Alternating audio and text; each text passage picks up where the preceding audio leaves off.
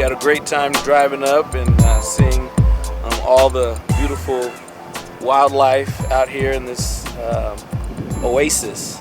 And so we're gonna get out and check out the ranch and see what we can learn today.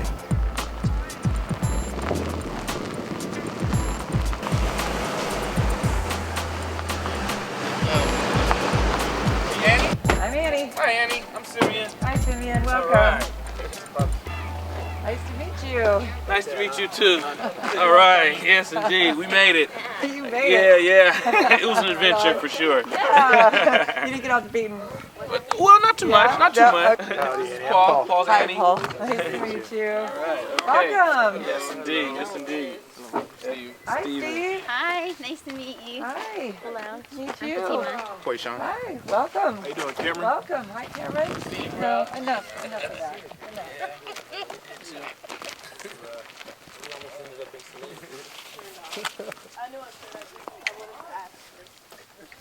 So what do you guys call this house?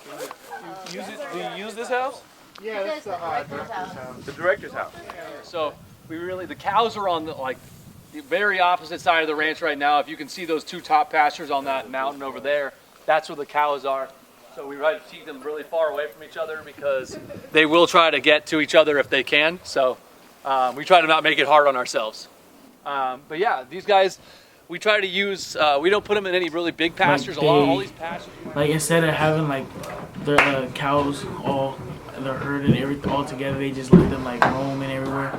And then if they're like at top of a hill, they'll figure out a way to bring the cows down. If that's not the case, then they'll bring it up to bring water up to the cows, like on a hill or something where they're at.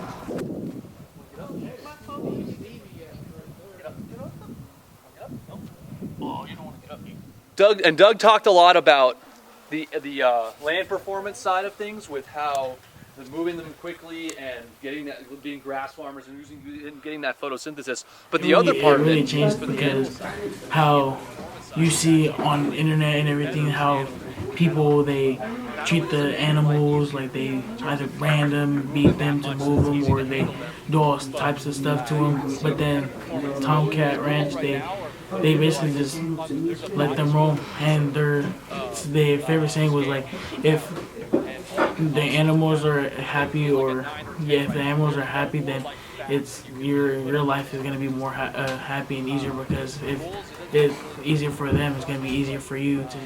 It's like basically like love and care for each other. Like the animals, they love their caretakers. The caretakers love the animals, and yeah, they're gonna perform really well. Oh, he looks like he's trying to get up.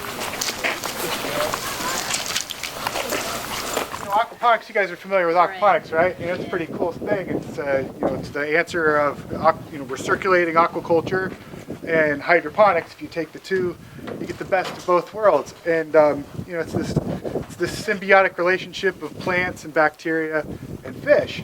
And it's something I really believe in. I think it's a great thing. And I came on this ranch. And this is barley fodder.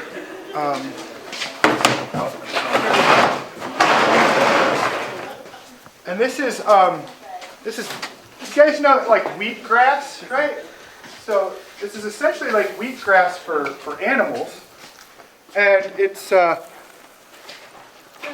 basically a big old root mass, in grass, and it provides a lot of nutrients for animals, and just like wheatgrass does for human beings. Yeah, it smells like ammonia, a little bit like cricket poop. And yes, that is. No. And then these are crickets. They look like, well, that's all right. They slow down once they get cold. And inside, they lay their eggs, and they look like little grains of rice.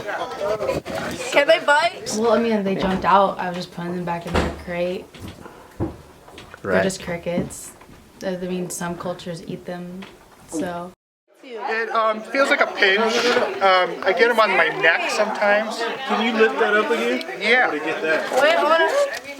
Okay, if you pass me a cricket, I'll take And it. then, yeah, and then I dehydrate But it them. said it feels like a pinch. Ooh, dried crickets. Yeah, and then it looks like that. Oh. Can you eat those? So like trail mix for the way home. Yeah, I wouldn't eat these now because No, they've been not sitting in yet. here for a while. Okay. Do you make any fresh ones? They have like little mites You know, on them. cheddar- So the ultimate. So I touched the cricket for the first time. Cricket scares me. Like jumping, I don't want to touch it. There's a whole bunch of them, huh? Yeah, it's like a lot in the bucket and stuff. What? And the worms, Is there any more? pretty cool. We had some leftover pumpkins from Halloween, and we found them that they were just sitting still intact. So last week I threw them in, and now they've been sprouting. But it's all right because you just pluck them out and then they decompose. You have to water. I think I'll be able to efficiently grow my own food in the future instead of just using land crops. I can have them in green sheds and everything. I'll be able to know more about the soil, and if I wanted to have my own animals, I'd know a lot more about how that works. They give you a lot of information. I like the big ones that look like snakes. Oh, the night crawlers? Yes! They look like the cobras with the little... Yeah, they really look like snakes. I like those worms. This one's Paul. Worm advertisement by Alexis and Isabella. Now, here at our fine worm fishery, as you would say, we like to grow worms. Get them out the dirt. Did you know that worms... So, Worm, do you want to eat one? Both male and female parts. If we have some hot sauce, I'll eat that one for worms have 20 no bucks. gender. Over on the other side, The animals was pretty cool. We seen some a couple of roasties from the cows, but you know it was pretty cool. Notice it doesn't smell. It doesn't smell. We can appreciate that. it's a bunch of bull crap. It's a bunch of bull crap. Oh, she's going in. Wow. Yeah, it's all lettuce. What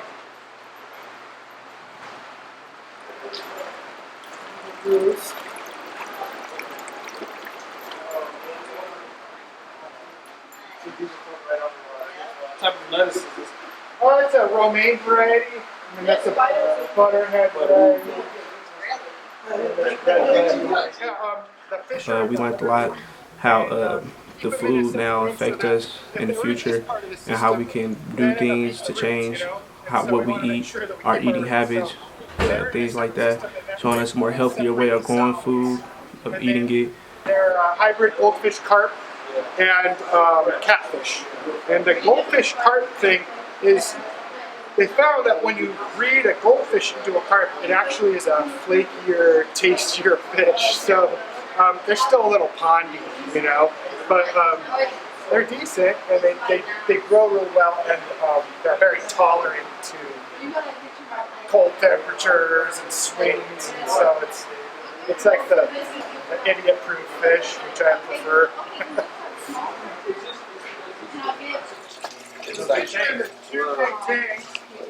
Can I bite it? Touch it, because anything would touch it.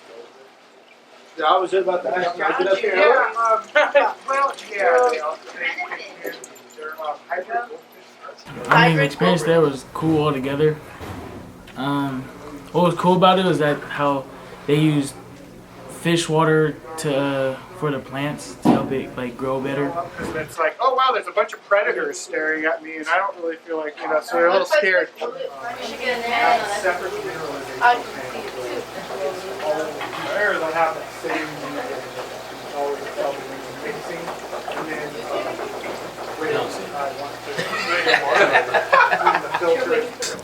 They are very nice dogs.